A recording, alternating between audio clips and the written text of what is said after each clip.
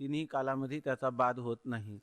नंतर तो प्रकाश स्वरूप आहे, म्हणजे स्वयंप्रकाश आहे, ज्ञान स्वरूप आहे, विभू व्यापक आहे, म्हणजे देश काल वस्तू परिच्छेद रहित आहे. आणि आधार नामरूपास म्हणजे संपूर्ण जगताचा तो आधार आहे, संपूर्ण जगताचं तो आद्य कारण आहे. तो परमात्मा जगताचं विवर्तोपादान कारण आहे, म्हणजे संपूर्ण जगत त्या परमात्म्यावर आध्यस्थ आहे, भासमान आहे, ते खरं नाही. जो पदार्थ अगोदर नसतो, नंतर नसतो, अगोदर म्हणजे उत्पत्तीपूर्वी नसतो आणि नाशानंतर नसतो, तो पदार्थ मध्ये दिसला तरी तो नसतो. त्याच्यासाठी एक गौडपाद कारिक आहे, आदौ अंते च यन्नास्ति वर्तमानेपि तन्तथा. जे आदौ म्हणजे अगोदर नाही, अंते म्हणजे नंतर नाही, मधल्या काळात दिसलं तरी नाही. जसं मृगजळ आहे, सूर्योदयापूर्वी नाही, सूर्यास्तानंतर नाही, आणि मधल्या काळात दिसतं तेव्हा मृगजल हे जल नाही. त्याप्रमाणे आधार असणाऱ्या परमात्मा स्वरूपाच्या ठिकाणी हे जगत उत्पत्तीच्या पूर्वी नव्हतं, जगत नाशानंतर नाही, मधल्या काळात दिसतं तेव्हाही नाही. स्वप्न सुषुप्तीतून जागृतीला आल्यावर नाही, नंतर गाढ सुषुप्तीत पण नाही, मधल्या काळामध्ये दिसतं तेव्हा ते खरं नसतं. दिसतं म्हणून तो पदार्थ सत्य असं नाही, तर त्याचं सत्य तो पदार्थ सत्य कोणाला म्हणायचं, त्रिकालाबाधित असलं पाहिजे. तर हे त्रिकालाबाधित सत्य होतं का जेव्हा दिसतं तेव्हाच असतं, जेव्हा दिसतं तेव्हाच असतं. म्हणजे प्रतीती किंवा अनुभव किंवा दिसणं हे ज्या कालात असतं तेवढ्याच कालापुरती त्याला सत्ता असते. त्या पदार्थाला काय म्हणतात, मिथ्या. त्याला दुसरं नाव आहे आध्यस्थ. आपल्या व्यावहारिक भाषेत त्याला म्हणतात खोटं. तर हे जगत हे खोटं आहे, कल्पित आहे, त्याला ज्ञानेश्वर महाराज टवाळ असं म्हणतात, किंवा शास्त्रीय भाषेत त्याला मिथ्या किंवा आध्यस्थ असं म्हणतात. म्हणजे जो पदार्थ नसून भासतो, तत्वतः नाही पण भासल्याशिवाय राहत नाही, म्हणजे त्या पदार्थाला मिथ्या असं म्हणतात. म्हणजे जगताचा तत्वतः वास्तवतः अभाव आहे, परंतु ते मात्र प्रतीतीला येतं. मग प्रतीती मात्र म्हणजे केवळ प्रतीती होते तेव्हाच ज्याची सत्ता म्हणजे अस्तित्व असतं त्याला काय म्हणतात, मिथ्या. हे कायम लक्षात ठेवायचं. मिथ्या पदार्थ म्हणजे वंध्यापुत्र आहे, आपल्याला कधी दिसतो का वंध्यापुत्र? नाही. तसं आकाशपुष्प कोणी पाहिलंय का? सशशृंग, सशाचं शिंग कोणी पाहिलं नाही. मग हे पदार्थ कसे असद्रूप आहे, शून्य रूप आहेत, परंतु जगत जे आहे तसं असद्रूप नाही, तर ते आणि सत्य पण नाही, त्रिकाला बाधित पण नाही. मग ते कसं आहे, मिथ्या आहे. म्हणजे जोपर्यंत आपल्याला अधिष्ठानाचं अज्ञान असतं, पण कसं सामान्य स्वरूपाचं ज्ञान आणि विशेष स्वरूपाचं अज्ञान, तोपर्यंत ते भासतं. आणि जे ज्याच्या अज्ञानाने भासतं ते त्याच्या ज्ञानाने निवृत्त होतं. अधिष्ठान ब्रह्माच्या अज्ञानामध्ये जगत भासतं आणि अधिष्ठान ब्रह्माच्या ज्ञानाने त्याची निवृत्ती होते. जसं रज्जूच्या अज्ञानात सर्प भासतो आणि रज्जूच्या ज्ञानाने तो निवृत्त होतो. शुक्तीच्या अज्ञानाने रजत भासतं आणि शुक्तीच्या ज्ञानाने ते निवृत्त होतं. जे ज्याच्या अज्ञानाने भासतं ते त्याच्या ज्ञानाने निवृत्त होतं, असा सिद्धांत आहे. तर अशा प्रकारचं हा नामरूपाचा आधार म्हणजे संपूर्ण नामरूपाचं हे विवर्तोपादान कारण आहे. आता सांगितलं बुद्धी न जाणे आणि जाणेही त्यास. हे सगळं वर्णन चाललंय. आपण परमात्म्याचं सांगितलं ना परवा वर्णन, येनाहुर मनोमतम. ते म्हणतात मन जे आहे ते मन त्या परमात्म्याला जाणू शकत नाही. कारण का? मनालाही जाणणारा तो आहे, तर त्याला मन जाणू शकत नाही. मनाचाही तो प्रकाश आहे, बुद्धी त्याला जाणू शकत नाही, कारण बुद्धीचाही प्रकाशक तो आहे. तर प्रकाश्य जे असतं म्हणजे दुसऱ्यापासून प्रकाशित होणारं ते आपल्या प्रकाशकाला, प्रकाश्य जे असतं ते आपल्या प्रकाशकाला जाणू शकत नाही. किंवा कार्य जे असतं, बुद्धी हे काय आहे? कार्य आहे, अज्ञानाचं कार्य आहे. तर कार्य हे आपल्या कारणाला, म्हणजे बुद्धी हे कार्य आहे आणि आपलं कारण काय आहे? बुद्धीचं अज्ञान. त्या कार्याला देखील जाणू शकत नाही, कारणाला देखील जाणू शकत नाही. आणि परमात्मा तर काय आहे? अधिष्ठान आहे सर्वांचं. मग याला म्हणतात कैमुत्तिक न्याय.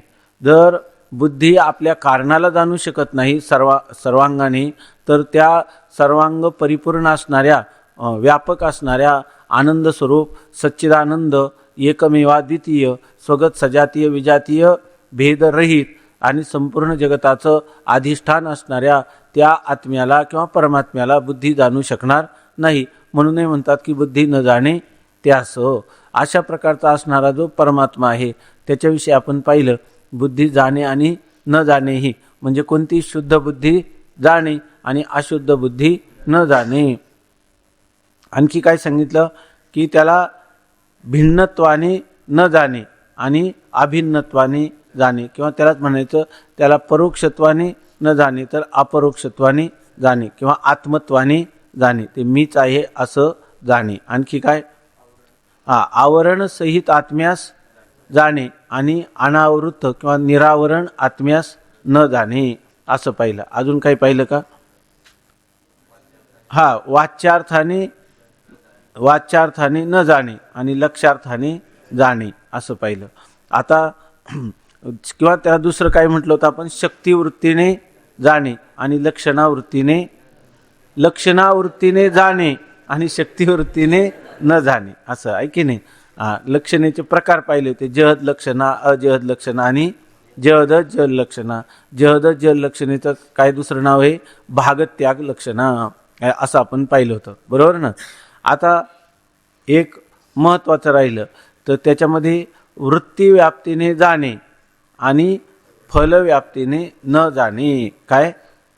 वृत्तीव्याप्तीने जाणे आणि फलव्याप्तीने न जाणे. आता हे शब्द सगळे आपल्याला अपरिचित आहेत, तर त्या शब्दांचं साधारणपणाने स्वरूप लक्षात घ्यायचं. चौथ्या तरंगामध्ये हे येणारच आहे, पण चौथ्या तरंगामध्ये याच्या अगोदरच आपल्याला जर माहीत असलं तर चौथ्या तरंगामध्ये आपल्याला कष्ट होत नाही पुन्हा समजून घेण्याचा, कारण अगोदरच विषय समजला असतो. मग आपण जरी थोडं जास्त जरी विषय घेतला तरी सुद्धा आपल्याला सहज लक्षात येतो. तर आता इथं वृत्तीव्याप्तीने जाणे आणि फलव्याप्तीने न जाणे याविषयी थोडं चिंतन करायचं. सगळे कालच्यासारखं काल कळलं ना. लक्ष्यार्थाने जाणे आणि वाच्यार्थाने न जाणे, किंवा शक्तिवृत्तीने न जाणे आणि लक्षणावृत्तीने जाणे. लक्षणा कधी करायचे? जेव्हा वाच्यार्थ बोध होतो, परंतु आपल्याला वाच्यार्थ हा अनुभवाच्या विरोधी जातो, त्यावेळेला आपल्याला लक्षणेनं ज्ञान करून घेण्याची पद्धती. फक्त तत्वमसी महावाक्यात आहे का? व्यवहारातही आपण असं करतो, आहे की नाही. व्यवहारातही आपल्याला कधी एखाद्या वाक्याचं ज्ञान करण्यासाठी किंवा आपण कधी जहद लक्षणा करतो, कधी अजहद लक्षणा करतो, कधी जहद जहद लक्षणा करतो. तशी स्थिती इथं वेदांतामध्ये देखील आहे. उपनिषदामध्ये तत्वमसी महावाक्य येतं तेव्हा ते तू आहेस असं जेव्हा म्हणतो तेव्हा जीवाचं आणि ईश्वराचं ऐक्य होऊ शकत नाही. दोघांची उपाधी भिन्न आहे, म्हणून दोघांच्याही उपाधी कल्पित आहेत. त्या कल्पित उपाधीचा परित्याग केला तर अवशिष्ट राहिलेलं जे रूप आहे, जे कुटस्थ चैतन्य किंवा साक्षी चैतन्य आणि इकडं जगदाधिष्ठान असणारं किंवा मायाधिष्ठान असणारं ब्रह्मचैतन्य, हे दोन्ही एकच आहे. उपाधीमुळे एका चैतन्याला दोन नाव आली. त्याला अज्ञान किंवा अंतःकरण उपाधी लागलं तेव्हा त्याला कुटस्थ चैतन्य किंवा साक्षी चैतन्य हे नाव आलं, आणि त्याला जेव्हा माया उपाधी लागली तेव्हा त्याला ईश्वर हे नाव आलं. तत्वतः ब्रह्मचैतन्य एकच आहे असं आपण काल पाहिलं. तर आता आपल्याला हे पाहायचं की वृत्तीव्याप्ती आणि फलव्याप्ती काय साधारण स्वरूप. त्याचं फार काही मोठं आपल्याला बारकाव्याने हे करायचं असं नाही, पण व्यवहारात जसं घडतं, काल जसं लक्ष्यार्थ वाच्यार्थाचं पाहिलं तसंच इथं वृत्तीव्याप्ती आणि फलव्याप्ती.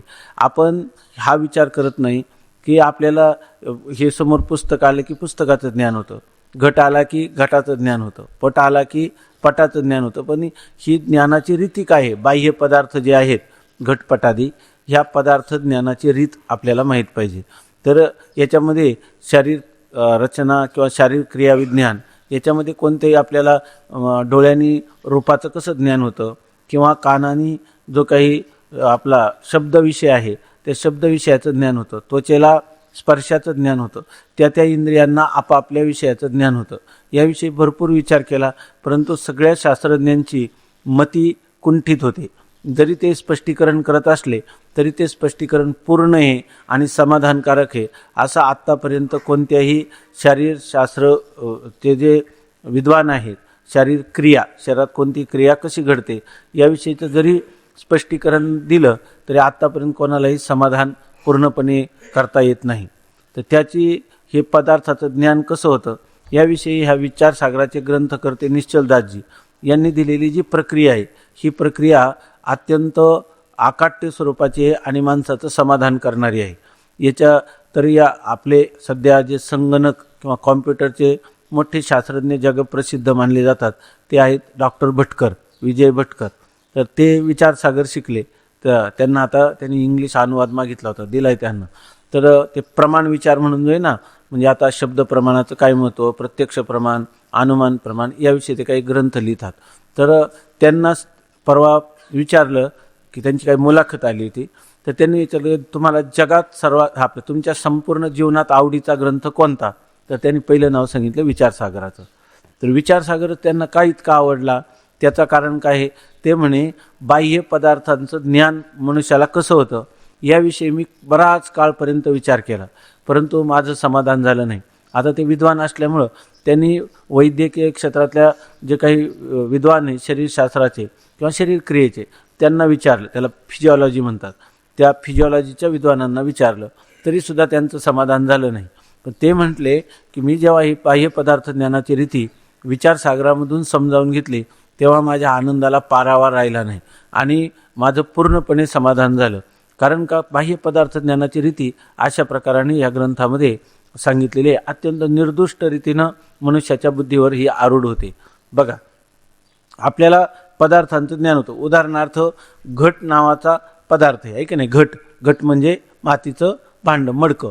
तर त्याचं आपल्याला ज्ञान होतं. पण कसं ज्ञान होतं, तर आपल्याला ज्ञान होण्यासाठी काही साधन आहेत. साधन हे एक अंतःकरण आणि एक बाह्यकरण. बाह्यकरण म्हणजे बाह्य साधन, अंतःकरण म्हणजे आतमध्ये असणारं साधन, त्याला तुम्ही बुद्धी म्हणा किंवा अंतःकरण असं म्हणतो. ते अंतःकरण कोणत्याही पदार्थाचं ज्ञान व्हायचं असेल तर अंतःकरण वाचून होईल का, नाही. बरं, अंतःकरण म्हणजे आतलं साधन आतच राहील तर होईल का, नाही, बाहेर गेलं पाहिजे. ऐक, ज्ञानाचं साधन आहे अंतःकरण, पण ते अंतःकरण आत आणि घट कसा आहे बाहेर. तर ते अंतःकरण जे आहे त्या अंतःकरणाचा परिणाम व्हायला पाहिजे, म्हणजे त्या अंतःकरण काय व्हायला पाहिजे, आतून बाहेर जायला पाहिजे. बाहेर म्हणजे त्या अंतःकरणाचा परिणाम व्हायचा. परिणाम म्हणजे त्याला म्हणतात की उपादानाच्या समान स्वभावान आणि अन्यथा रूप असं त्याला परिणाम म्हणतात. ते येईल पुढं. म्हणजे त्या अंतःकरणामध्ये थोडक्यात विकार होतो आणि त्या अंतःकरण जे आहे तर ते बाहेर जातं. त्या अंतःकरणामध्ये परिणाम झाला की त्या अंतःकरणाला नाव येतं वृत्ती. काय नाव येतं, वृत्ती. अंतःकरणाच्या परिणामाला वृत्ती असं म्हणतात.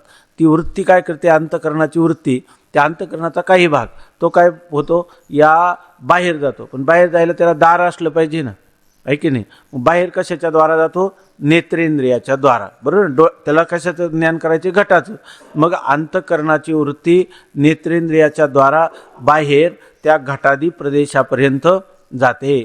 परंतु आता घट आहे, समजा अंधारात घट ठेवलेला असला तर तुम्हाला ते डोळ्याला दिसेल का, अंतःकरणाची वृत्ती नेत्रेंद्रियापर्यंत गेली तर घटादी देशापर्यंत पूर्णपणे ती पोहोचू शकेल का, नाही. म्हणजे याचा अर्थ त्या घटावर एक आवरण आहे. एक आवरण कोणतं आहे, अंधाराचं आवरण आहे की नाही, अंधाराचं आवरण आहे. आता त्या अंधाराचं आवरण कशाने दूर होईल, तर प्रकाशाच्या साह्याने दूर होईल. दुसरं तुम्हाला काय आहे, त्या घटावर अजून एक आवरण आहे. कोणतं आवरण आहे, ते आहे अज्ञानाचं आवरण. तुम्ही काय म्हणता, मला घट माहीत नाही, मी घट जाणत नाही म्हणजेच अज्ञान. म्हणजे आता त्या घटावर दोन आवरणं झाली. एक अंधकाराचं आवरण झालं आणि एक अज्ञानाचं आवरण झालं. आता काय करावं लागतं, तुम्हाला त्या अंधकाराचं आवरण तुम्ही दिवा घेऊन गेले तर काय होईल, त्याच्या साह्याने ते दूर होईल. आणि आता अज्ञानाचं आवरण कशाने दूर होईल, तर आपली अंतःकरणाची वृत्ती नेत्रेंद्रियाद्वारा त्या पदार्थापर्यंत पोचली, बरोबर आहे ना, तर पोचल्यावर आपण काय म्हणतो, हा घट आहे की नाही, असं जे अर्थी म्हणतो. म्हणजे घटाचं काय होतं, ज्ञान. घटाचं ज्ञान पण कोणाला झाले, अंतःकरणाच्या वृत्तीला. पण अंतःकरणाच्या वृत्तीला केवळ होत नाही, ती अंतःकरणाची वृत्ती काय करते, त्या घटावर असणाऱ्या अज्ञानाच्या आवरणाचा भंग करते. म्हणजे फक्त काय करते, अज्ञान रूपी जे आच्छादन आहे, आवरण आहे, ते दूर करते. आता तुम्ही म्हणा, मग तिला ज्ञान व्हायला काय हरकत आहे, तर त्या वृत्तीला केवळ ज्ञान होत नाही. कारण वृत्ती कशी आहे, जड आहे. का जड कशाला म्हणतात, जड म्हणजे जे अधिक वजनाचं असतं, हे वेदांतामध्ये त्याला जड म्हणत नाही. जड शब्दाचा अर्थ असा आहे की जे पदार्थ स्वतःलाही जाणत नाही आणि दुसऱ्यालाही जाणत नाही, स्वतःचंही ज्याला ज्ञान नाही आणि दुसऱ्याचंही ज्ञान करून देत नाही, त्याला म्हणतात जड. आता हे जे घटपटादी जे पदार्थ आहे ते जड आहेत की नाही, त्यांना स्वतःचं ज्ञान आहे का आणि इतरांचं ज्ञान करतात का, नाही, ते जड आहेत, आहे की नाही, पंचभूतांचं कार्य आहे. तसं वृत्तीसुद्धा काय आहे, पंचमहाभूतांचं कार्य आहे. मिलित सत्वांशापासून ते अंतःकरण बनलेले आहे पंचमहाभूतांच्या. याचाच अर्थ ते जड असल्यामुळं त्याला हा घट आहे असं ज्ञान होईल का, नाही. मग आपल्याकडे काय मानलेलं आहे की ज्ञान कोणाला होतं, ज्ञान कोण करून देतं. चांगलं बघा, आता ठीक चालले नाही. जर वाटलं की पुन्हा सांगायला सांगा, किंवा ही गोष्ट कळली नाही असं सांगा, नुसतं हात वर केला तरी आपण समजून जाऊ की पुन्हा सांगायचं किंवा कळलं नाही. एकदम शांत नाही बसायचं. तर ही इथपर्यंत पहा, अंतःकरणाची वृत्ती नेत्रेंद्रियाच्या द्वारा, बरोबर ना, नेत्रेंद्रियाच्या द्वारा घटादी देशापर्यंत गेली. त्या घटावर 2 आवरणं होती. एक आवरण होतं अंधकाराचं, ते प्रकाशाच्या साह्याने दूर झालं. दुसरं आवरण होतं अज्ञानाचं, ती वृत्ती तिथपर्यंत गेल्यावर तिनं अज्ञानाच्या आवरणाचा भंग केला. पण वृत्ती जड असल्यामुळे तिला तर ज्ञान होणार नाही. म्हणून आम्ही असं काय ज्ञानाच्या प्रक्रियेमध्ये असं सांगतो की पहिल्यांदा अंतःकरणाची वृत्ती, आणि ती अंतःकरणाची वृत्ती कशी आहे, आध्यस्त आहे, खोटी आहे की नाही. ती ज्या अधिष्ठानावर राहते ते कोणतं चैतन्य आहे, साक्षी चैतन्य, आहे की नाही. आणि त्या साक्षी चैतन्याचं प्रतिबिंब कुठं पडतं, त्या अंतःकरणाच्या वृत्तीमध्ये. म्हणजे अंतःकरण अधिष्ठान साक्षी चैतन्य, किंवा त्याला आत्मचैतन्य, किंवा त्याला प्रत्येक चैतन्य, किंवा द्रष्टा साक्षी अशी त्याला नाव आहेत. तर असं असणारं ते चैतन्य म्हणजे अंतःकरणाचं अधिष्ठान चैतन्य अधिक अंतःकरण. आणि त्या अंतःकरण शुद्ध आहे, आणि त्या शुद्ध अंतःकरणामध्ये अंतःकरण अधिष्ठान चैतन्याचं प्रतिबिंब पडतं. जसा स्वच्छ भिंतीत प्रतिबिंब पडत नाही, आरसा स्वच्छ असतं म्हणून त्याच्यात प्रतिबिंब पडतं, त्याप्रमाणे अंतःकरण वृत्ती ही स्वच्छ असल्यामुळं त्या अंतःकरण अधिष्ठान साक्षी चैतन्याचं त्याच्यामध्ये प्रतिबिंब पडतं. आणि मग हे तिन्ही, बरोबर ना, 3 गोष्टी झाल्या. मग आता ते कोणाचं प्रतिबिंब आहे, चैतन्याचं. चैतन्य कसं आहे, ज्ञानरूप, आहे की नाही. आणि त्याचं जे प्रतिबिंबाचे धर्म असतात तेच बिंबामध्ये येतील की नाही, आपलं जे बिंबाचे धर्म असतात तेच प्रतिबिंबामध्ये येतील. त्यामुळं त्या साक्षी चैतन्याचं प्रतिबिंब अंतःकरण वृत्तीमध्ये पडलं की त्याला दुसरं एक नाव आहे. तो चैतन्याचा वृत्तीमध्ये पडलेला काय आहे, आभास, बरोबर ना. चैतन्याचा वृत्तीमध्ये पडलेलं प्रतिबिंब, किंवा त्याला दुसरं नाव काय आहे, आभास. त्याला वेदांतामध्ये काय म्हणतात, चिदाभास. त्याचं नाव आहे चिदाभास. मग तो काय करतो, तो वृत्ती जाते आणि त्या घटाच्या आकाराची होते. अंतःकरण वृत्ती तिथे गेली की ती वृत्ती काय होते, घटाच्या आकाराची होते. घटाच्या आकाराची होते म्हणजे घटावर असणाऱ्या अज्ञानाच्या आवरणाचा भंग करते. आणि त्या वृत्तीमध्ये चिदाभास आहे की नाही, जिथं जिथं अंतःकरणाची वृत्ती तिथं तिथं चिदाभास, आहे की नाही. मग तो चिदाभास काय करतो, हा घट आहे असं ज्ञान करून देतो. कारण तो का ज्ञान करून देतो, तो चैतन्याचा आहे, बरोबर ना. तो कोणाचा आहे, चैतन्याचा प्रतिबिंब आहे. त्यामुळे ते आपल्या जे बिंबाची लक्षणं असतात तीच प्रतिबिंबाच्या ठिकाणी असतात. म्हणून तो चिदाभास अयम घटा, हा घट आहे असं ज्ञान करून देतो. लक्षात आलं का, पुन्हा सांगतो. मग हा घट आहे म्हणजे घटाचं ज्ञान झालं की नाही आपल्याला. घटाचं ज्ञान कोणी करून दिलं, चिदाभासाने. आणि चिदाभास जेव्हा घटाच्या आकाराचा झाला, आपलं ते अंतःकरणाची वृत्ती जेव्हा घटाच्या आकाराची झाली तेव्हा त्या वृत्तीमध्ये असणारा चिदाभासही घटाच्या आकाराचा झाला. आणि त्या चिदाभासाने त्या घटाचं प्रकाशन केलं, म्हणजे ज्ञान करून दिलं. काय, हा घट आहे असं ज्ञान करून दिलं. म्हणजे बाह्य पदार्थ ज्ञानाची रीती किंवा घट ज्ञानाची रीती, पुन्हा सांगतो की पहिल्यांदा काय होतं, अंतःकरणाची वृत्ती नेत्रेंद्रियाद्वारा घटादी देशापर्यंत जाते. त्या घटावर दोन आवरणं असतात, एक अंधकाराचं आवरण आणि दुसरा अज्ञानाचं आवरण. पैकी घटावर असणारं अंधकाराचं आवरण हे प्रकाशाच्या साह्याने निवृत्त होतं आणि त्याच्यावर असणारं अज्ञानाचं जे आवरण आहे ती वृत्ती काय करते, तिथं जाऊन घटाच्या आकाराची होते. म्हणजे ती वृत्ती त्या घटाच्या अज्ञानाच्या आवरणाचा भंग करते. आणि आता घटाचं ज्ञान वृत्ती नाही करून देत, त्या वृत्तीस्थ म्हणजे वृत्तीमध्ये असणारा चिदाभास हा त्या घटाचं ज्ञान करून देतो. अशी बाह्य पदार्थ ज्ञानाची रीती आहे. आता हे झालं ना, तसा आत्मा जो आहे तो बाहेर आहे का आत आहे? तो आत आहे. त्या अंतःकरणाचं अधिष्ठान चैतन्य. आपल्याला जे काही संसार रूपी अनर्थ प्राप्त झालेला आहे, म्हणजे जे पुनरपि जननम पुनरपि मरणम पुनरपि जननी जठरे शयनम यह संसारे खलु दुस्तारे कृपया अपारे पाही मुरारे. किती वेळा जन्मा यावे किती व्हावे फजित. अशा प्रकारचा असणारा जो संसार आहे की नाही, म्हणजे जन्म मरण स्वरूप असणारी जी दुःख परंपरा, त्या दुःख परंपरेला कारण कोण आहे? आपल्याला आपल्या आत्मस्वरूपाचं अज्ञान. त्यांनी दिलं आपुला आपण पेया विसरू जो धनंजया तेची रूप या अज्ञानाशी. आपल्याला आपल्या स्वरूपाचा विसर पडला आणि त्यामुळं आपल्याला मी आत्मा आहे याचा विसर पडला, त्याचा अज्ञान आहे आणि म्हणून हे अज्ञानाचं कार्य हा सगळा संसार आपल्याला प्राप्त झाला. आता जर आपल्याला ह्या संसाराची निवृत्ती करायची असली तर कारण नाशात कार्यनाशा. कारणाचा नाश केला तर काय होईल? कार्याचा नाश होईल. मग आपलं संसाराचं कारण कोण आहे? अज्ञान. त्या अज्ञानाची आपल्याला निवृत्ती केली पाहिजे. आणि कोणाचं अज्ञान आहे? आपल्याला आत्मस्वरूपाचं अज्ञान. त्या आत्मस्वरूपाच्या अज्ञानाची निवृत्ती करायची. त्याला साधन काय आहे? आत्मस्वरूपाचं ज्ञान. त्या ज्ञानाने अज्ञानाची निवृत्ती होते. अगोदर आत्मस्वरूपाचं ज्ञान होईल का अगोदर आत्म्याच्या अज्ञानाची निवृत्ती करायची? आता या ठिकाणी आता सूर्योदय झाला तर अगोदर अंधार गेला की अगोदर प्रकाश आला? का प्रकाशाचं येणं तेच अंधकाराचं जाणं आहे? का प्रकाशाचं येणं आणि अंधकाराचं जाणं हे युगपत घडतं? युगपत घडतं, एकाच कालात मध्ये घडतं. तसं अज्ञानाची आपल्याला निवृत्ती करायची, अज्ञानाची निवृत्ती आणि आत्म्याच्या ज्ञानाची प्राप्ती करायची. बरोबर ना? म्हणजे आपल्याला ज्ञान कोणाचं झालं पाहिजे? आता आत्म्याचं ज्ञान झालं पाहिजे. आत्म्याच्या ज्ञानाने काय होईल? आत्मस्वरूपाच्या अज्ञान आवरणाचं निवृत्ती होईल. बरोबर आहे ना? मग आता काय करायचं? आत्म्याचं ज्ञान करून घ्यायचं.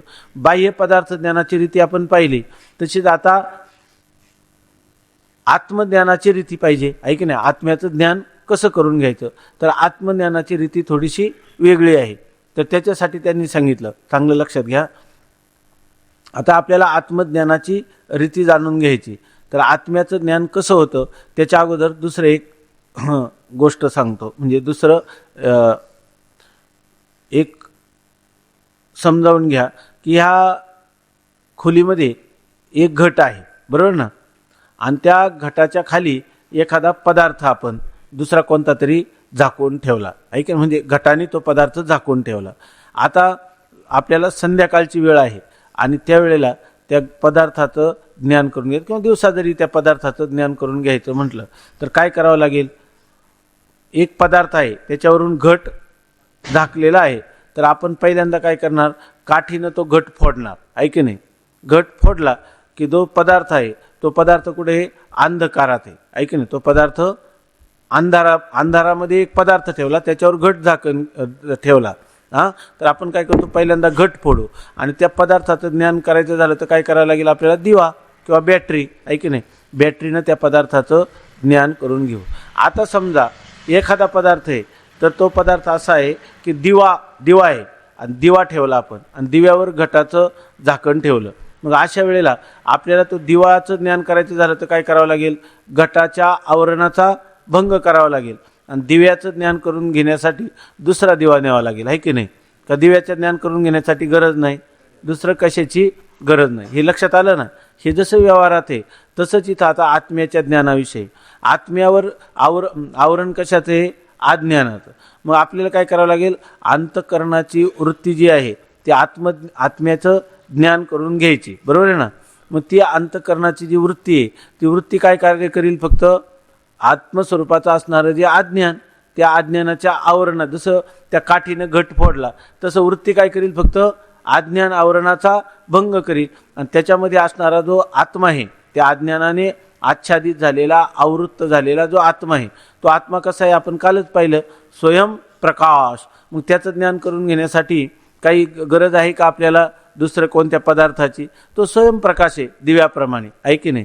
तर बघा, जेव्हा वृत्ती, चांगलं लक्षात घ्या आता, वृत्ती जेव्हा त्या घटादी देशापर्यंत जाते आणि घटाच्या आकाराची होते, अज्ञानाच्या आवरणाचा भंग करते, त्याला काय म्हणतात, वृत्ती व्याप्ती, आहे की नाही. वृत्ती घटाकार, त्याला काय म्हणतात, वृत्ती व्याप्ती.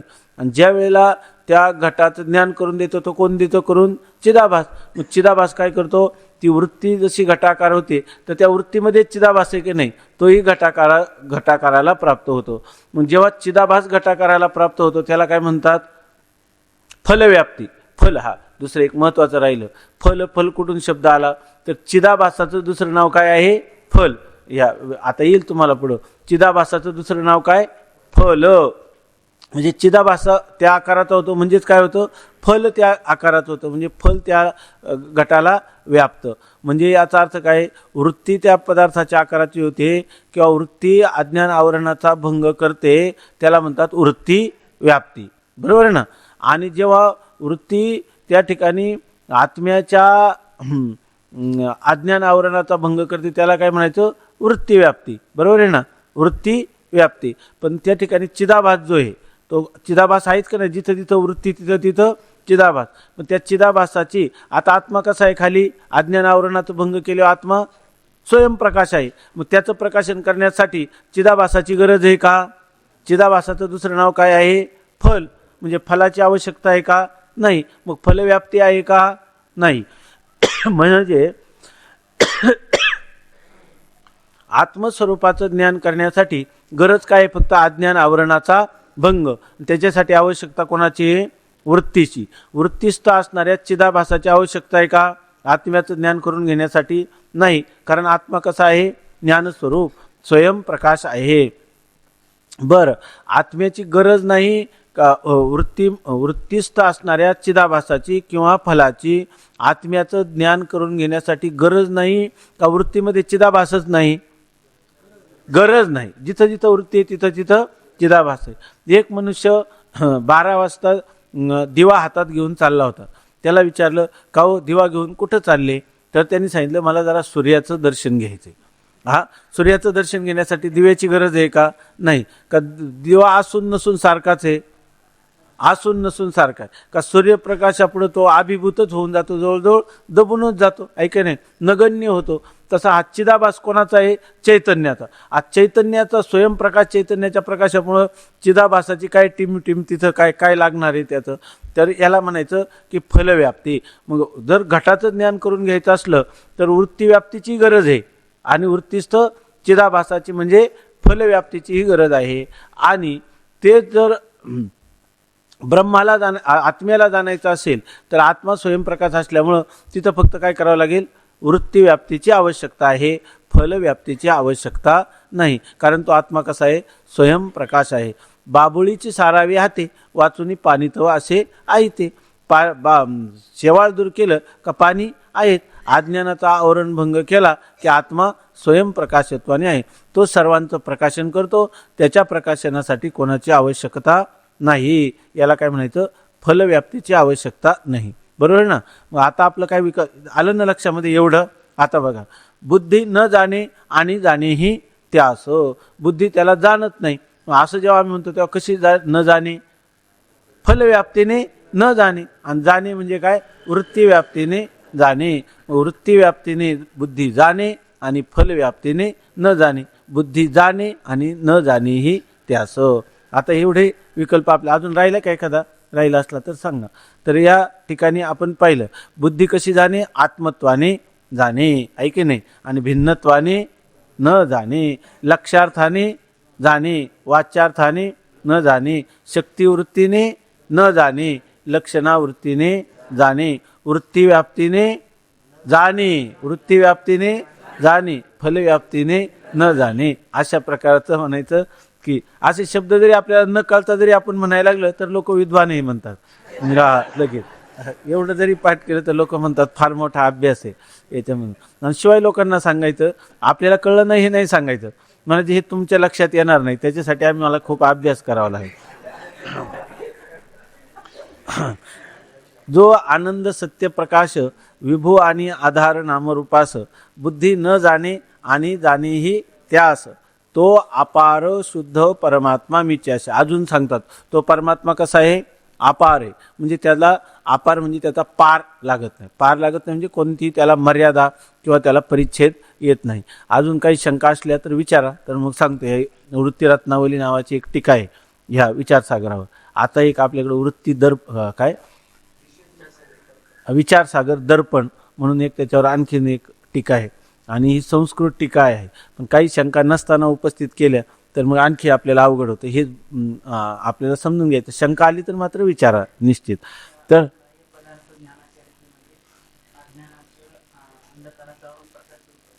हां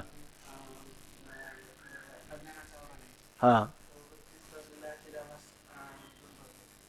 हो होय. नाही नाही नाही, वृत्ती फक्त अज्ञानाचं आवरण दूर करते, आणि वृत्तीस्थ चिदाभासच त्या पदार्थाचं ज्ञान करून देतो. हा घट अयम घटा हे ज्ञान वृत्तीस्थ चिदाभासाला होतं. वृत्तीस्थ चिदाभासाला होतं. हा हा हा मी घट जाणला हे जे ज्ञान आहे, घटम अहम अयम घटा हा, हे ज्ञान कोणाला होतं, चिदाभासाला. आणि हा घट मी जाणला हे ज्ञान कोणाला होतं, तर ह्या ज्ञानाचं प्रकाशन जे आहे ते सामान्य चैतन्याकडून होतं. म्हणजे सामान्य चैतन्याच्या अधिष्ठानावर हा सगळा व्यवहार घडतो, परंतु तो व्यवहार त्या सामान्य चैतन्याला माहीत नाही, त्याच्या वाचून होत नाही, पण तो काही करीत नाही. घटम अहम जानामी, हा घट मी जाणला. पहिल्यांदा काय झालं, मी घट जाणत नाही, आणि नंतर काय म्हणतो, मी घट जाणला. तर ते जाणणं आणि न जाणणं या दोन्हींचे प्रकाशक जे मूलभूत चैतन्य ते कुटस्थ द्वीपामध्ये त्याचं चिंतन पंचदशीमध्ये केलेलं आहे. तर या ठिकाणी आपल्याला सध्या लागूपुरता उतारा एवढाच घ्यायचा की घट हा घट आहे हे ज्ञान कोणाला झालं, चिदाभासाला झालं. हा घट आहे हे ज्ञान चिदाभासाला झालं. आणि ते कसं झालं, वृत्तीव्याप्तीने झालं का फलव्याप्तीने झालं. हा घट आहे हे जे फलव्याप्तीनं म्हणजे चिदाभासाला झालं, परंतु सगळा व्यवहार घडला कसा, अयम घटा हा घट आहे हे व्यवहार घडण्यासाठी वृत्तीव्याप्ती लागली की फलव्याप्ती लागली. वृत्तीव्याप्ती पण लागली, अज्ञानाचं आवरण दूर करण्यासाठी वृत्ती पण लागली, आणि हा घट आहे हे ज्ञान करून देण्यासाठी चिदाभास पण लागला. चैतन्याचा आभास आहे की नाही, अधिष्ठान चैतन्याचा आभास हा पण लागला. या ठिकाणी आम्ही म्हणतो, तुम्ही म्हणाल घटज्ञानामध्ये चिदाभास लागला आणि आत्मज्ञानामध्ये का लागला नाही, त्याचं कारण आत्मा स्वयंप्रकाश आहे, घटादी पदार्थ स्वयंप्रकाश नाही, म्हणून त्यांचं प्रकाशन करण्यासाठी चिदाभासाची आवश्यकता आहे. इथं चिदाभासाची आवश्यकता नाही. जसं सूर्यप्रकाशापुढं पंथी ही काय आहे, अभिभूत होणारी निस्तेज आहे की नाही. तर त्याप्रमाणे या स्वयंप्रकाश आत्म्याच्या पुढं हा चिदाभास काय, अत्यंत अल्प प्रकाशवान असा आहे, अभिभूत होणारा आहे. म्हणून त्या ठिकाणी वृत्तीव्याप्तीची आवश्यकता आहे, फलव्याप्तीची नाही, आहे की नाही. असं झालं की मग बुद्धी न जाणे आणि जाणेही त्यास. आणि पुढे सांगतात, तो अपार शुद्ध परमात्मा मीच असे. अशा प्रकारचा अपार म्हणजे ज्याला अपार शब्दाचा अर्थ केलाय निरतिशय महत. निरतिशय महत म्हणजे त्याच्यासारखा, परमात्म्यासारखा दुसरा कोणी नाही, आणि त्याच्यापेक्षा अधिक कोणी, त्याच्यापेक्षा अधिक व्यापक कोणी नाही, किंवा त्याचाच अर्थ पुन्हा देश काल परिच्छेद रहित असा परमात्मा हे अपार आहे. आणि पुन्हा शुद्ध आहे. शुद्ध म्हणजे काय, काल परवा सांगितलं होतं, शुद्ध आहे, निर्मल आहे. म्हणजे काय, माया आणि मायेचं कार्य यांनी अस्पर्शित अचुंबित, म्हणजे माया आणि माया कार्याचा त्याच्याशी यत्किंचितही संबंध नाही, असा तो शुद्ध आहे. असं हे सगळं वर्णन कोणाचं झालं, असा परमात्मा. हे सगळे वर्णन काय, जो आनंद सत्य प्रकाश विभू आणि आधार नामरूपास, बुद्धी न जाणे आणि जाणेही त्यास, तो अपार शुद्ध, अशा प्रकारचा अपार आणि शुद्ध असणारा अपार शुद्ध परमात्मा. हे सगळं वर्णन कोणाचं केलं? परमात्म्याचं. आणि हे वर्णन सगळं आपल्याला जो शब्दाने परोक्ष झालं का याचं अपरोक्ष झालं? परोक्ष झालं. हे वर्णन कोणाच्या द्वारा आपण हे एवढं चिंतन केलं? तर श्रुती वचनाच्या द्वारा. श्रुतीमध्ये परमात्म्याला असं म्हटलेलं आहे. ही सगळी विशेषणं कोणाची आहेत? परमात्म्याची. की जो परमात्मा आपल्याहून भिन्न असून श्रुतीनं त्याचं वर्णन केलेलं आहे. परमात्मा असा आहे, असा आहे, किंवा असा नाही, असा नाही. श्रुती दोन प्रकारे वर्णन करते. परमात्मा सत्यम ज्ञानम अनंतम ब्रह्म असं वर्णन केले. परमात्मा सत्य स्वरूप आहे, आनंद स्वरूप आहे, अनंत आहे, हे वर्णन केलं. त्याला म्हणतात विधिमुखाने. असं आहे, असं आहे, असं जे वर्णन त्याला काय म्हणायचं? विधिमुखाने श्रुतीनं केलेलं वर्णन. आणि श्रुती कधी कधी म्हणते अस्थूलम अननु, म्हणजे हा असा नाही, असा नाही. परमात्मा स्थूल आहे का? नाही. सूक्ष्म आहे का? नाही. उत्पन्न होणारा आहे का? नाही. नाश होतो का? नाही. परमात्मा असा नाही, असा नाही, असं श्रुती त्याला म्हणतात निषेधमुखाने वर्णन. श्रुती कधी विधिमुखाने वर्णन करते, कधी निषेधमुखाने वर्णन करते. मग अशा प्रकारचं जे वर्णन आहे निषेधमुखाने श्रुतीनं जास्त वर्णन केले, त्याला काय म्हणतात? श्रुती नेती नेती म्हणती गोविंदू रे. परमात्मा असा नाही, असा नाही, असं सांगते. आणि परमात्मा कसा आहे याविषयी श्रुतीला काही बोलताच येत नाही. श्रुतीला बोलताच येत नाही. याच्यासाठी तो कोणता न्याय म्हणतात? त्या कुमारीचा नाही, तो तर आहेत दुसरा. जैसे न सांगणेवरी बाळापतीशी रूप करी, तैसे बोल निमाले पणे विवरी अचर्चाते. बघा, जरी आपण विचारसागर शिकलो, काही जरी शिकलो, तर शब्दाने परमात्म्याला दाखवता येणार नाही. ही एक गोष्ट आपल्या लक्षात. भगवान परमात्मा हा कोणाही प्रमाणा ओ निधिमा, तो कोणालाही विषय होत नाही परमात्मा. कारण इथं वरलेलं ना की तो परमात्मा बुद्धी न जाणे. बुद्धी न जाणे याचा अर्थ तो कोणाला विषय होत नाही, जाणण्याचा विषय होत नाही. मग त्या परमात्म्याला तर जाणल्याशिवाय तर मनुष्य कृतार्थ होत नाही, आहे की नाही? ज्ञानविने एके उपाय करीशी जितुके, तितुका गुंफीची अधिके रुखिये. आणि ज्ञाना वाचून मोक्ष नाही, ज्ञानेविन मोक्ष नाही हा सिद्धांत. वेद बोले हात उभारोनी. मग अशी स्थिती तर आहे. मग त्याला जाणायचं म्हणजे कसं जाणायचं? तर याविषयी परमात्म्याचं तर ज्ञान करून दिलं पाहिजे. आणि परमात्म्याचं ज्ञान तर कोणीही करून देऊ शकत नाही. कारण परमात्मा एकतर सहज सांगतो, एकतर ते आपलं स्वरूपच आहे. आणि जे ज्याचं स्वरूप असतं ते त्याला विषय होत नाही. डोळा सगळ्या दुनियाला पाहतो, डोळा डोळ्याला पाहतो का? नाही, आहे की नाही? डोळा डोळ्याला पाहत नाही. मग कारण का बरं? डोळा पाहत नाही म्हणजे डोळा नाहीच का? आहेच आहे. पण आपल्याला डोळा पाहत नाही तरी आपला डोळा डोळ्याला दिसत नाही. आणि दुसरा मनुष्य म्हणला तुमचा डोळा तुम्हाला दिसतो का? नाही. मग तुम्ही आंधळे आहात. आम्ही म्हणतो आंधळे नाहीत. का हो? मग कसं काय तुम्हाला डोळा दिसत नाही? अहो, डोळा डोळ्याला दिसेलच कसा? दिसणं हे डोळ्याचं काय आहे? स्वरूप आहे. आणि जे ज्याचं स्वरूप असतं ते त्याला दिसत नाही. आपलं मुख आहे, आपल्या ग्रीवास्त मुख आपल्याला नाही एखादा म्हटलं तर आपण नाही म्हणू का? तो म्हणजे अहो आरसा समोर नाही, मी सांगतो तुम्हाला नाही, तुमचं तुम्हाला दिसत नाही, मग नाहीच म्हणा ना. तर आपण काय त्याला उत्तर देऊ? तू हो म्हण, नाही तर नाही म्हण, आम्हाला दिसो नाही तर न दिसो. आमचा निश्चय आहे की आमच्या ग्रीवास्त मुख हे आहेत. अरे वेड्या, ते जे ज्याचं स्वरूप असतं ते त्याला दिसत नाही, असा आपला निसंदेह आहे की नाही? आपण त्याचप्रमाणे आत्म्याविषयी असं निसंदेह आहे. काही लोक म्हणतात तुम्हाला आत्मसाक्षात्कार झाला कसा? झाला का?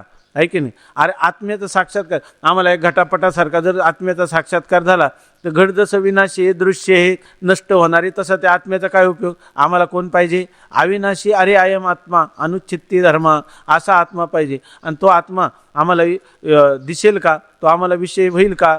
त्याचं प्रत्यक्ष होईल का? होणार नाही. कारण साक्षात्कार म्हणजेच कोण आहे? आत्मा. आणि त्या आत्म्याचा साक्षात्कार वेगळेपणाने होईल का? तर आत्माच मी ठरेल, आत्माच मी असं ठरणं, यालाच काय नाव, भाषा काय दिली? साक्षात्कार. तर असो, आता आत्म्याचं ज्ञान झाल्याशिवाय तर मनुष्याचं कल्याण होऊ शकत नाही आणि आत्म्याचं ज्ञान होण्याची सोय नाही, आहे की नाही? मग अशा वेळेला त्या आत्म्याचं ज्ञान तर करून घ्यायचं कसं? तर याविषयी अशी पद्धत आहे की उदाहरण दिलं ज्ञानोबा यांनी की न सांगणेवरी बाळापतीशी रूपकरी, तैसे बोल निमाले पणे विवरी अचर्चा ते. चांगलं लक्षात घ्या. एक नवीन लग्न झालेली मुलगी होती. तिच्या मैत्रिणी तिला भेटल्या. त्यांनी विचारलं की तुझा मालक कोणता? तर तिच्या मालकासहित त्याचे 4-5 मित्र समोर बसलेले होते. त्यावेळेला त्यांनी विचारलं की तुझा मालक कोणता? तिनं काही उत्तर दिलं नाही. नंतर तिनं सांगितलं तो समोर बसलेला 1 नंबरला बसलेला, तो काही पॅन्ट शर्ट घातलेला तुझा मालक आहे का? ती म्हणली नाही. दुसरा एक होता समोर, तो काही वेगळा कपडा घातलेला, तो नाही. तिसरा दाखवला, नाही. आणि नंतर तिच्या मालकाकडे जेव्हा बोट केलं तर त्यावेळेला म्हणजे तो आहे का? तर ती नाही म्हटली नाही, आणि आयही म्हटली नाही. तिनं लाजेने मान खाली घातली. आणि त्याचा अर्थ त्या मैत्रिणीने समजलं की याच्यामध्ये हिचा एकही मालक नाही, का तोच मालक आहे असं समजले. तोच मालक आहे असं समजलं. मग ती बोलली का? बोलली का? बरं नाही बोलली का? का बोलल्यासारखीच झाली? कारण जे ज्ञान व्हायचं ते करून दिलं, ऐक नाही. तसं जी श्रुती आहे ती तुम्हाला परमात्मा असत आहे का? नाही म्हणते. जड आहे का? नाही म्हणते. दुःखरूप आहे का? नाही. द्वैतात्मक आहे का? नाही. त्याला देशकाल वस्तू परिच्छेद आहे का? नाही असं म्हणते. मग याच्या सर्वांच्या रहित असणारा परमात्मा आहे कसा? या सगळ्यांचा निराश केल्यानंतर खाली जे राहतं, ऐकी नाही, बरोबर, शेवाळ गेल्यानंतर खाली काय राहतं? पाणी. तसं सर्वांचा निराश केल्यावर खाली जे राहतं तो परमात्मा आहे. मग हाच परमात्मा असं श्रुती, तिला म्हटलं हाच परमात्मा, तो श्रुती काही बोलत नाही, त्याच्याविषयी काही बोलताच. कारण जे जे बोले ते ते नव्हे आणि होय ते न बोलवे. जे जे बोलायचं ते ते नाही आणि जे आहे त्याच्याविषयी बोलताच येत नाही. याला म्हणतात की ती जी श्रुती आहे ती या रीतीनं सांगते की निषेधमुखाने सांगते. न इति न इति, असा नाही असा नाही असा सांगते. मग सगळ्यांचा निराश केल्यावर जे एक वस्तू राहते जिचा निराशच करता येत नाही, खाली ज्या सगळ्यांचा निराश करणारा तर राहतो की नाही खाली, तो कोण राहतो? मीच राहतो, आहे की नाही. मी सगळ्यांचा न इतीनं केला का मीच नाही, मी आहे म्हणून तर सगळ्यांचा निराश केला, आहे की नाही. आता मी नाही असं कोणता काळ आहे किंवा असं कोणाला नाही, मी नाही असं कोणाला आहे काय? आपण कधीतरी कोणाला विचारतो का काय हो माझा मी मला विसरेल बरं का, माझा मी हरवलो बरं का? आपले माऊली म्हणतात ना, तो माणूस कोणता वेडा ठरला ना, काय कोणी एक भ्रमलेपणे आणि मी तो नव्हे का चोरलो म्हणे, आयसा नाथीला छंद अंतकरणे घेऊन ठाके. अशा प्रकारची स्थिती. म्हणजे आपण जे आपलं जे स्वरूप आहे त्या स्वरूपाचं वर्णन करताना, आत्मस्वरूपाचं वर्णन करताना श्रुती काय करते? नेती असं निषेधमुखाने सांगते. आणि सगळ्यांचा निषेध केल्यावर खाली जे राहतं त्याला काय म्हणतात? आत्मा. ते कळण्यासाठी आता काही बोलावं लागत नाही. सांगणे पुसणे दोन्ही नाही अशी त्याची स्थिती आहे. म्हणून आणि मग तुम्ही म्हणले पण श्रुतीमध्ये काय निषेधमुखाने सांगितलं का? आताच आपण सांगितलं काही ठिकाणी काय म्हटलंय? सत्यम ज्ञानम अनंतम ब्रह्म. आता हे विधिमुखाने सांगितलं का नाही? आत्मा सत्य आहे, आत्मा अनंत आहे, आत्मा ज्ञान स्वरूप आहे असं सांगितलं की नाही? मग याचा अर्थ तो ज्ञान स्वरूप आहे असं तर म्हणतात. आई मुखाने सांगितलं की नाही? विधिमुखाने सांगितलं तर माऊली म्हणतात तसं श्रुतीचं तात्पर्य नाही. श्रुती खरं कशाने सांगते? निषेधमुखाने संपूर्ण मायेचा आणि माया कार्याचा निराश करून खाली राहिलेलं जे ते अधिष्ठान ब्रह्म आहे. आणि ते ब्रह्म कोण आहे? तत्त्वमसी, ते तूच आहेस असं श्रुतीच्या द्वारा ज्ञान होतं. आता आपलं चिंतन हे चाललंय, श्रुती कशाला म्हणते सत्यम ज्ञानम अनंतम ब्रह्म? विधिमुखाने सांगितलं की नाही? ते म्हणतात तसं नाही, श्रुतीचं मनोगत वेगळं आहे. त्यांना असं सांगायचंय की श्रुती काय करते? फक्त जे ब्रह्म कसं आहे, असत आहे का त्रिकालाबाधित सत आहे? त्रिकालाबाधित सत आहे. मग असत नाही हे सांगण्यासाठी त्याला काय म्हणते? सत आहे. ब्रह्म जड आहे का? नाही. परमात्मा जड आहे का? नाही. हे सांगण्यासाठी काय म्हणते? चेतन आहे म्हणते. परमात्मा दुःखरूप आहे का? दुःखरूप नाही म्हणून सांगण्यासाठी काय म्हणते? सुखरूप आहे. माऊली त्याचं वर्णन करतात काय? असताची व्यावृत्ती सत म्हणो आले श्रुती. काय? जडाची व्यावृत्ती चिद्रूप ऐसे. जडापासून त्याला वेगळं करण्यासाठी त्याला चित म्हणलं का? चित शब्दाचं ते वाच्य आहे. चित म्हणलं का त्याचा वाच्यार्थ आहे का? चितच्या लक्ष्यार्थ आहे, तो लक्ष्यार्थ आहे. मग चित शब्दाचा तरी वाच्य परमात्मा आहे का? आनंद शब्दाचा वाच्य परमात्मा आहे का? नाही. मग याचा अर्थ तो परमात्मा जो आहे त्याचं विधिमुखाने जे वर्णन आहे ते कशासाठी आहे? फक्त अस जड दुःख द्वैत यांची व्यावृत्ती करण्यासाठी, यांच्यापासून वेगळं काढण्यासाठी. नाही तर तुम्ही म्हणणार की सत्पदाचा तो वाच्य आहे का, चित्पदाचा वाच्य आहे का? नाही, तो सत्पदाचं देखील काय आहे? लक्ष्य आहे. सत्पद ते ब्रह्म, चित्पद ते माया, आनंदपदी जया म्हणती हरी. आपण जर हे विचारसागराचं, वृत्ती प्रभाकराचं, पंचदशीचं चांगलं चिंतन केलं तरच खरं आपल्याला हरिपाठाचे किंवा गाथेच्या अभंगाचे ओव्यांचे अर्थ चांगल्या प्रकारे कळतात. म्हणजे आपल्याला संत वाङ्मयाचं चिंतन करायचं झालं तरी हा ग्रंथ त्याच्यामध्ये खऱ्या अर्थाने निस्संदेह करणारं असं चिंतन करून देतो. पण फक्त त्याच्यामध्ये वेशीवर दरोडा पुढं बसून घालू नये. तर असं सांगतात की अशा प्रकाराने त्याला हे सच्चिद आनंद हे जे शब्द आहेत हे काय करतात? असत जड दुःखाची व्यावृत्ती करून देतात. आपलं चिंतन काय चाललं होतं की असा असणारा जो परमात्मा, त्या परमात्म्याचं ज्ञान श्रुती करून देते. ती कधी विधिमुखाने सांगते तर कधी निषेधमुखाने सांगते. विधिमुखाने जरी सांगितलं तरी ती खऱ्यासाठी कशासाठी सांगते की ह्या असत जड दुःखादिकांची व्यावृत्ती करण्यासाठी सांगते आणि लक्षार्थाने त्याचं ज्ञान करून देते. आता शुद्ध शब्दाचं एक पाहिलं होतं की शुद्ध म्हणजे माया आणि माया कार्याशी संबंध नाही असा असणारा जो परमात्मा, असा परमात्मा असं वर्णन केलं. ठीक आहे ना, असा परमात्मा. आता एक चिंतन थोडं करायचं ते असं की याच्यामध्ये एवढी विशेषण आहे की नाही. विशेष्य कोण आहे? तो परमात्मा. आणि त्याची विशेषणे कशी आहे? तो परमात्मा आनंदरूप आहे, सत्य आहे, प्रकाश आहे, विभू, नामरूपाला आधार, बुद्धी त्याला जाणते आणि न जाणते, तो अपार, तो शुद्ध असा परमात्मा. एवढी विशेषणे द्यायची काय गरज होती? तो आनंद म्हटलं तरी चाललं असतं ना, तो प्रकाश म्हटलं तरी चाललं असतं. एवढी विशेषणं दिली कशासाठी? बरोबर आहे ना शंका? आहे की नाही याच्यामध्ये? आता हे महाराज आहेत तर लोकांनी काय नाव आहे? सत्यवान महाराज. तर म्हणले सत्यवान महाराज कोणते? म्हणजे मफलर घेऊन पुढच्या रांगेत बसलेत ते. झालं की नाही आपल्याला? पुढच्या रांगेतील मखमलधारी असं विशेषण दिलं म्हणजे त्यांचं ज्ञान. तुम्ही नका तसं करू. त्यांनी आम्ही सांगू काळी मफलर धारण केलेले असं त्याच्या व्यावृत्ती. तर अशा प्रकाराने आपण सांगितलं. मग पुन्हा त्यांच्या डोक्यात टोपी, त्यांना उभा गंध आहे. आणि एवढी लक्षणाची गरजच आहे का असं वाटतं, आहे की नाही? एवढे ज्ञान व्हायला विशेषण देऊन काय करायचं? इतरांपासून त्या पदार्थाचं ज्ञान करून दिलं पाहिजे. तसं परमात्म्याचं ज्ञान करून द्यायचं. जर तुम्ही सांगितलं असं केवळ सत्यच आहे, केवळ तो परमात्मा आनंद स्वरूप आहे, नसतं का ज्ञान झालं? एवढी विशेषणाचा प्रयोग परमात्म्यासाठी श्रुतीनं का केला?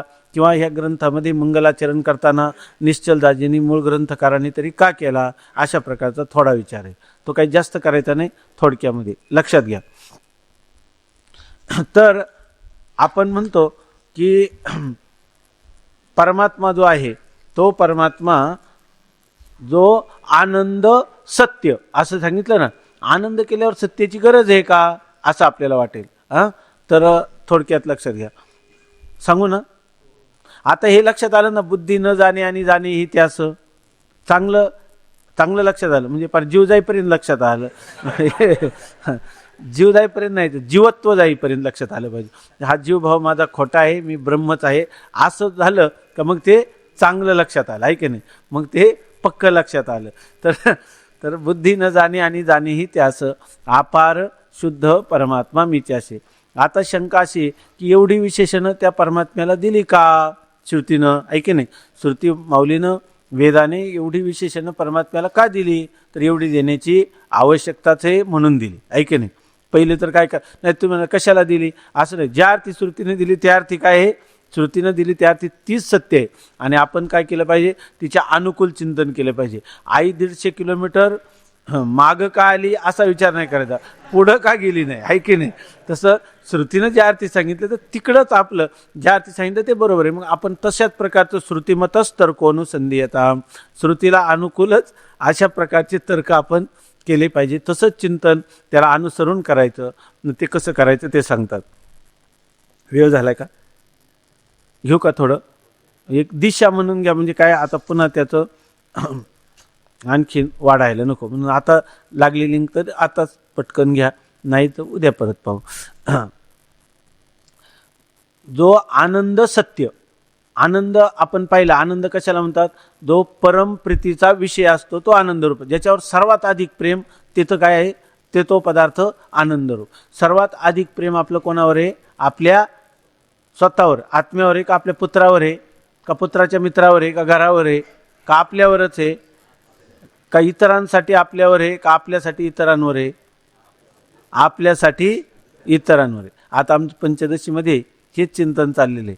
हां, तर तत्प्रेमात्मार्थम, तर इतर प्रेम जे ते कशासाठी, आत्म्यासाठी आहे का त्या पदार्थावरच्या प्रेमासाठी आत्म्यावर प्रेम आहे का आत्म्यासाठी त्याच्यावर प्रेम आहे, आत्म्यासाठी त्याच्यावर, हे निश्चित आहे ना. म्हणून आनंद आपण पाहिलं, निरतिशय काय परमप्रीतिविषयत्वात आनंदरूप, हा आत्म्यावर सर्वात जास्त प्रेम असल्यामुळं आनंदरूप, त्याला म्हणतात निरतिशय आनंदरूप. निरतिशय म्हणजे त्याच्यासारखं प्रेम कोणावर नाही आणि त्याच्यापेक्षा अधिक कोणावर नाही, त्याला म्हणतात निरतिशय प्रेम असं. तर आत्मा हा आनंदरूप आहे. मग आता निरतिशय प्रेमाचा विषय असल्यामुळं एवढंच तुम्ही म्हटलं असतं, निरतिशय प्रेमाचा विषय असल्यामुळं आनंदरूप.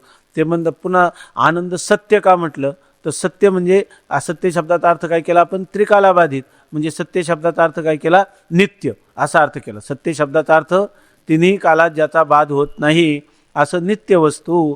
तर इथं आनंद सत्य का म्हटले, केवळ आनंद म्हणून भागणार नाही का, ते म्हणतात अहो आनंद जर म्हटलं तर आपल्याला आत्मा तर आनंदरूप आहे, विषयात आनंद नाही का मिळत आपल्याला, विषयातही आनंद आपल्याला मिळतो. आणखीन दुसरं सांगतात, दुसरं एक आहे की नैयायिक जे दर्शनकार आहे, न्यायदर्शन, त्या न्यायदर्शनामध्ये आत्म्याच्या ठिकाणी आनंद नावाचा गुण मानलेला आहे की जो गुण कधी असतो आणि कधी नसतो. मग आनंद शब्दाने जर केवळ आम्ही आनंदच म्हटलं असतो तर तुम्ही काय घेतलं असतं, आनंद म्हणजे विषयाच्या ठिकाणी मिळणारा आनंद, आणि मग त्या आनंदाचा आपण काय करावं, भोग घ्यावं, विषय भरपूर संपादन करावं. आम्हाला ते सांगायचं होतं का, नाही, तुम्ही असा काहीतरी अर्थ घेऊ नये म्हणून आम्ही त्याला कोणतं विशेषण जोडलं, आनंद सत्य. आता नित्य आनंद जो आत्मा आहे ते सांगतात का, झोपेमध्ये आत्मा कसा असतो, जड होऊन पडलेला असतो. म्हणजे आणि जेव्हा तो त्याच्या ठिकाणी त्याला अनुकूल विषयाचा संबंध येतो त्यावेळेला त्या आत्म्याच्या ठिकाणी आनंद गुण उत्पन्न होतो, असं कोण म्हणतात, नैयायिक म्हणतात. तसा आनंद एक आम्हाला सांगायचा आहे का, आमचा आनंद कसा आहे, आनंद सत्य. सत्य म्हणजे अविनाशी आहे की नाही. मग अविनाशी आनंद विषयात आहे का, हा विषयाच्या ठिकाणी अविनाशी आनंद आहे का विनाशी आनंद आहे, विनाशी आनंद आहे. फार आहे सर्वात अधिक आहे का फार थोडा आहे, सुख पाहता जवा पाडे दुःख पर्वता एवढे, का खरा आनंदच नाही, आनंदाचा भ्रमच आहे, आनंदाचा भ्रमच आहे की नाही, का खरं दुःखच आहे का दुःखालाच नाव आनंद दिले आपण, आहे की नाही. दुःख लेवनी सुखाची अंगी सळीत जगाते, अशी स्थिती आहे. तेव्हा आम्हाला काय म्हणायला पाहिजे, केवळ आनंद म्हणून भागला असतं का, मग नाही, आम्ही काय म्हणलं, आनंद सत्य. आनंद सत्य जर म्हटलं, केवळ आनंद म्हटलं तर अतिव्याप्ती झाली असती, म्हणजे हेच केलेलं लक्षण कुठं गेलं असतं, विषयाकडे गेलं असतं, किंवा नैयायिकांनी मानलेला आनंद नावाचा आत्म्याचा जो गुण त्याच्याकडे, याला काय म्हणतात, अतिव्याप्ती. म्हणजे केलेलं लक्षण त्याच्यावर राहून आणखी दुसरीकडे जाणं, ऐक. मग तो पदार्थ कळेल का आपल्याला नेमका आत्मा कोण आहे, ते लक्षण कुठे गेलं, विषयाकडं. अतिव्याप्ती नावाचा दोष झाला, आणि अतिव्याप्ती हा दोष आहे की नाही. मग केलेलं लक्षण कसं झालं, सदोष, निर्दोष झालं असतं का आमचं, नाही. मग आनंद सत्य असं म्हटलं, बरं. म्हणजे आनंद सत्य बस झालं असतं ना. पुढं काय म्हणतात, आनंद सत्य प्रकाश, असं कशाला म्हटले, तर ते म्हणे याचा अर्थ म्हणजे तो कसा आहे, सत्य प्रकाश म्हणजे नित्य प्रकाश आहे की नाही, असं सांगितलं. नित्य प्रकाश कशासाठी सांगितलं, तर ते सांगतात नित्य प्रकाशम, नित्य. अहो नित्य कोण आहे, फक्त आत्माच आहे की नाही, पण आत्माच नित्य आहे का. अहो नैयायिकांनी मानले आकाश सुद्धा काय आहे, नित्य. परमाणू सुद्धा काय आहे, नित्य. मग तुमचं आत्म्याचं केलेलं जे लक्षण आहे सत्य किंवा नित्य, हे कोणाकडे गेलं असतं, परमाणूकडे गेलं असतं, आकाशादी सृष्टीकडं गेलं असतं, जे न्यायाधिकांनी सांगितले त्याप्रमाणे. पण ते म्हणतात, परंतु आम्ही काय पुढे सांगितलं, जो आनंद सत्य प्रकाश, प्रकाश म्हणजे स्वयंप्रकाश आहे की नाही? आकाश स्वयंप्रकाश आहे का? परमाणू स्वयंप्रकाश आहे का? नाही. मग आम्ही काय म्हटलं? सत्य प्रकाश. असं जर लक्षण केलं का ते कोणाकडे गेलं नाही? परमाणूकडे गेलं नाही, आकाशादी सृष्टीकडे नैयायिकांच्या गेलं नाही. मग आमचं म्हणणं बरोबर आहे की नाही? काय आम्हाला काही काम नाही म्हणून आम्ही विशेषण देत होतो का? काही जाणून बुजून दिली ती? आम्ही काय म्हटलं? आनंद, सत्य आणि प्रकाश. मग आनंद सत्य बरोबर आहे की नाही? आणि सत्य प्रकाश हे दोन्ही बरोबर आहे की नाही? आता आणखीन सांगतात, आकाशादी का ही जड आहेत की नाही, त्यांच्या ठिकाणी स्वयंप्रकाशत्व आहे का? का स्वयंप्रकाशत्व फक्तच आत्म्याच्या ठिकाणी? फक्त आत्म्याच्या ठिकाणी. परंतु कोणतं स्वयंप्रकाशत्व आहे? नित्य स्वयंप्रकाशत्व आहे. आता सांगतात स्वप्रकाशक आणि पुन्हा काय सांगतो? विभू. विभू म्हणजे व्यापक. आता स्वयंप्रकाश आहे आणि पुन्हा व्यापक आहे. आता ते म्हणणे स्वयंप्रकाश आणि विभू कशाला म्हटले हो पुढं? ते म्हणतात नुसतं स्वयंप्रकाश म्हटलं असतं. तुम्हाला आम्हाला सूर्य कसा आहे? आपल्या सगळ्या काय आपण अभ्यासामध्ये, आपल्या शालेय अभ्यासामध्ये आपण स्वयंप्रकाश कोणाला म्हणतो? सूर्याला. सूर्य सगळ्या जगाला प्रकाश देतो आणि त्याचं प्रकाशन करण्यासाठी कोणाची गरज नाही. किंवा त्याला काय तारे म्हणतात नाही का? तारे हे स्वयंप्रकाश असतात. ताऱ्यांचं प्रकाशन करण्यासाठी दुसरी कोणाची गरज नाही. आणि ग्रह कसे असतात? ग्रह कसे असतात? परप्रकाशी असतात, असं आपण म्हणतो की नाही? आता तुम्ही जर म्हटले असते प्रकाश, स्वयंप्रकाश, ते लक्षण कोणाकडे गेलं असतं? सूर्यादिकांकडं गेलं असतं. परंतु आता सांगतात सूर्य जे आहेत, तर त्या सूर्य जे आहे तो आकाशातल्या एका देशात आहे का व्यापक आहे? एका देश. आणि आमचा परमात्मा कसा आहे? व्यापक. म्हणून आम्ही विशेषण काय दिलं? केवळ प्रकाश नाही म्हणलं, प्रकाश आणि विभू असं म्हणलं. मग आता ते लक्षणाची अतिव्याप्ती झाली का? सूर्याकडे गेलं का? ते नाही गेलं. ते कोणाकडे राहिलं? कारण सूर्य काय स्वयंप्रकाश आहे पण व्यापक नाही. आणि आमचं विशेषण कोणतं आहे? व्यापक प्रकाश विभू. विभू म्हणजे व्यापक असं सांगितलं. ठीक आहे ना? नंतर असं सांगतात, काही न सांगितलं अहो ते लक्षण केवळ आत्म्याकडे नाही. हे जे बौद्ध दर्शन आहे ना, त्यांनी विज्ञान म्हणजे बुद्धी, आणि त्या बुद्धीच्या ठिकाणी त्यांनी स्वयंप्रकाशत्व मानले. त्याला म्हणतात विज्ञान. विज्ञान म्हणजे क्षणिक विज्ञान. विज्ञान शब्दाचा अर्थ काय आहे? बुद्धी. म्हणजे बुद्धी एका क्षणाला उत्पन्न होते, प्रथम क्षणी उत्पन्न होते, द्वितीय क्षणी राहते, तृतीय क्षणी तिचा नाश होतो. अशी उत्पन्न आणि उत्पत्ती आणि विनाशवान होणारं जे विज्ञान किंवा बुद्धी, त्याला ते क्षणिक विज्ञानवादी बौद्ध हे काय म्हणतात? आत्मा. मग आता हे कोणाकडे गेलं लक्षण तुमचं? तुम्ही जर म्हटले हे स्वयंप्रकाश आहे, स्वयंप्रकाश आहे म्हटलं तर बुद्धी त्यांनी मानले की नाही? स्वयंप्रकाश, बुद्धीच्या ठिकाणी ज्ञान होतं. बुद्धेर ज्ञानम असं ते नैयायिक देखील म्हणतात. मग याचा अर्थ त्या विज्ञानाकडे तुमचं लक्षण गेलं की नाही? प्रकाशवर. कारण ते सुद्धा काय म्हणतात? स्वयंप्रकाश. बुद्धीला काय म्हणतात? स्वयंप्रकाश. आणि तुम्ही आत्म्याला म्हणतात स्वयंप्रकाश. आता ते म्हणतात अहो जरी हा स्वयंप्रकाश आत्मा असला तरी तो व्यापक आहे का? क्षणिक आहे ना, तो एका कालात आहे. क्षणिक म्हणजे आता उत्पन्न होऊन नाश पावतो. तो नित्य आहे का? नाही. आणि तो सगळ्या ठिकाणी व्यापक आहे का? नाही. ज्या देहाची जेवढी बुद्धी त्या बुद्धीमध्येच तो आहे. म्हणजे याचा अर्थ तो व्यापक आहे का? नाही. मग क्षणिक विज्ञानाला देखील आत्मा म्हणता येणार नाही. मग आमचं लक्षण अतिव्याप्त आहे का? नाही. आता सांगतात आणखीन पुढे सांगतात व्यापक आणि जो आधार नाम रूपाचं. व्यापक म्हणतात आणि त्याला काय म्हणतात? नामरूपांचं अधिष्ठान. आता नैयायिक आकाशाला व्यापक म्हणतात की नाही? आकाशाला व्यापक म्हणतात. परंतु ते सांगतात हे जे नैयायिक आकाशाला जरी व्यापक म्हणत असले, नंतर पुन्हा सांख्य मध्ये आहे ना, ते प्रकृतीला व्यापक म्हणतात. प्रकृती जगाचं काय आहे? आद्य कारण आहे. कार्यापेक्षा कारण हे काय असतं? व्यापक असतं. म्हणून एक सांख्य नावाचं जे दर्शन आहे, आता हे इथं आता आपल्याला जरी कळलं तर पहिली गोष्ट आपण असं मनात ठेवायचं की ही सगळी नावं जी जातात यांचं मूळ काय आहे? एवढा आपल्या भारतीय दर्शनांचा विचार झालेला आहे, तर आपल्याला एकेका दर्शनाचं चांगल्या प्रकाराने ज्ञान जिथं मिळेल तिथं, ज्याच्याकडून मिळेल त्याच्यापासून आपण हे असं आहे की आता पुढचा येणारा जो काळ आहे तो तुम्ही लगेच म्हटले, काल सांगितलं की आमच्या वहीत लिहिलंय ते काय खोटं आहे का? किंवा आम्ही सांगतो, आमच्या गुरुजींनी सांगितलं, बाबा वाक्यम प्रमाणम, असं पुढचं लोक ऐकणार नाही. मग झाले तर भोळे भाळे लोक आपल्या भोवती जमा होतील. जे लोक बुद्धिवान आहे तर ते लोक जमा होणार नाही. ते म्हणणार यांना काही तर्कशुद्ध सांगता येत नाही. जर आपल्याला चांगल्या प्रकार खरं असे, जोपर्यंत जगात दुःख आहे आणि जोपर्यंत जगात लोकांना आनंदाच्या प्राप्तीची इच्छा आहे, तर जोपर्यंत म्हणण्याने कितीपर्यंत राहिले, किती वर्ष राहिले अशा प्रकारच्या लोकांना आनंदाची इच्छा आणि दुःख निवृत्तीची इच्छा ही किती दिवस राहील, कायम राहील, आहे की नाही. जोपर्यंत दुःख आहे तोपर्यंत राहील.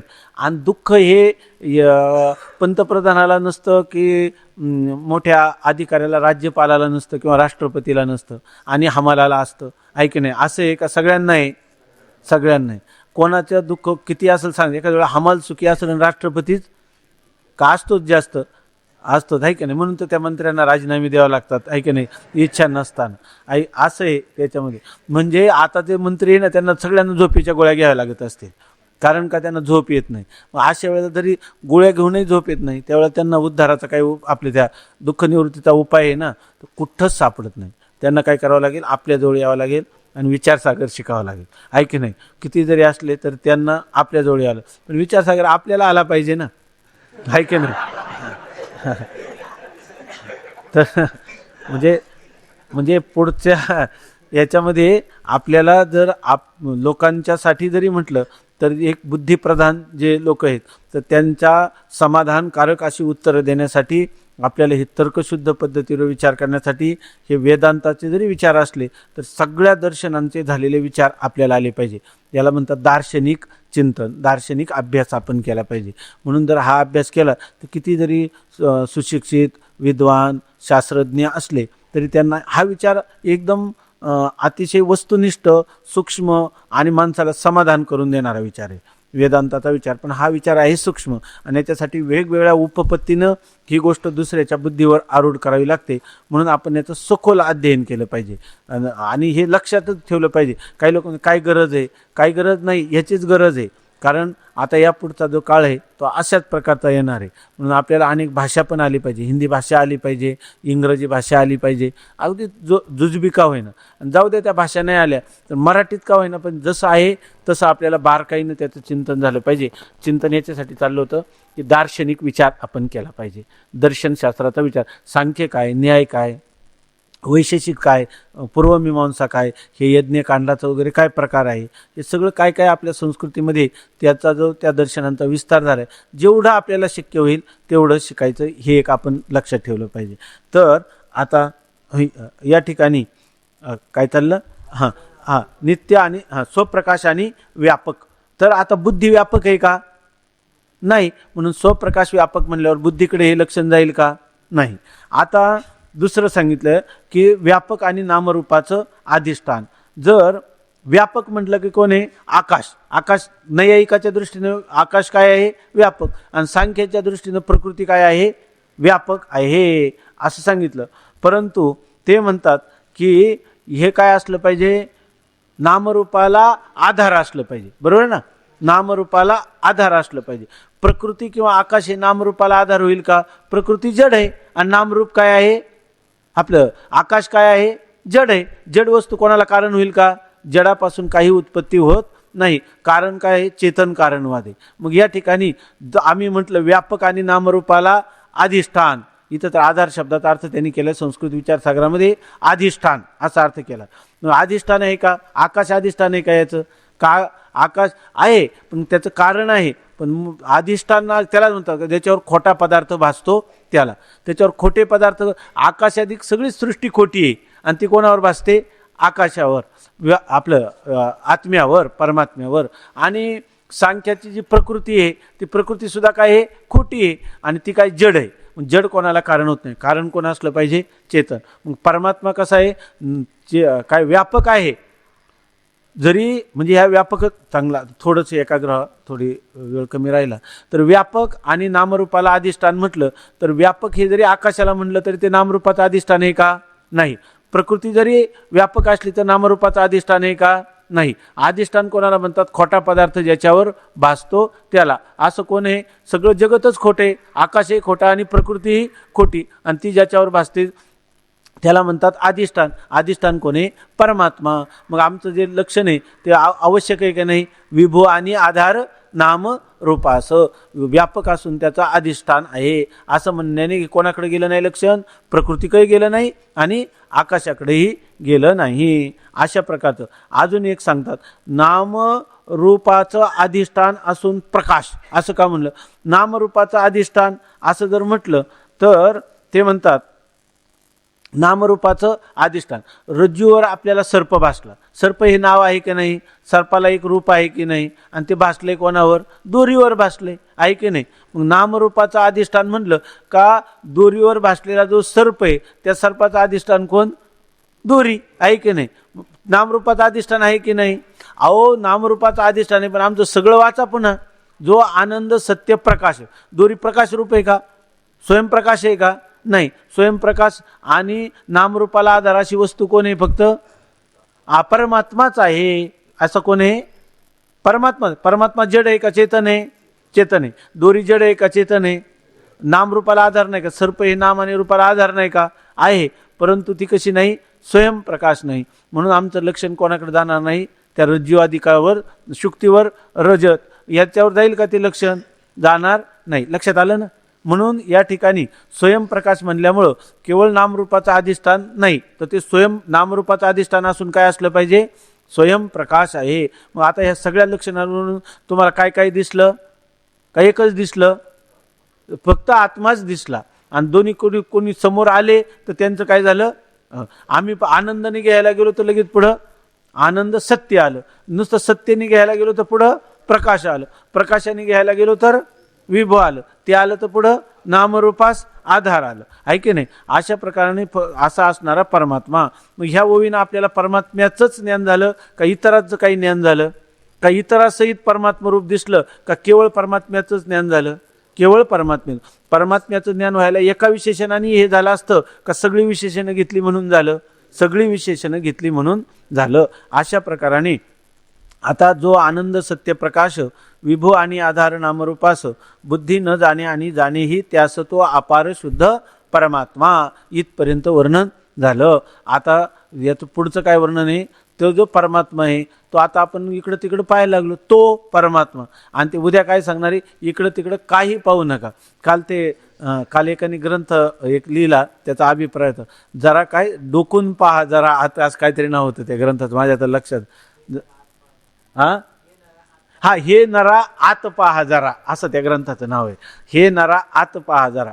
तसं आता हे सगळं विशेषण आहे ना, तर हे नरा आत पहा जरा जर म्हटलं तर काय येईल?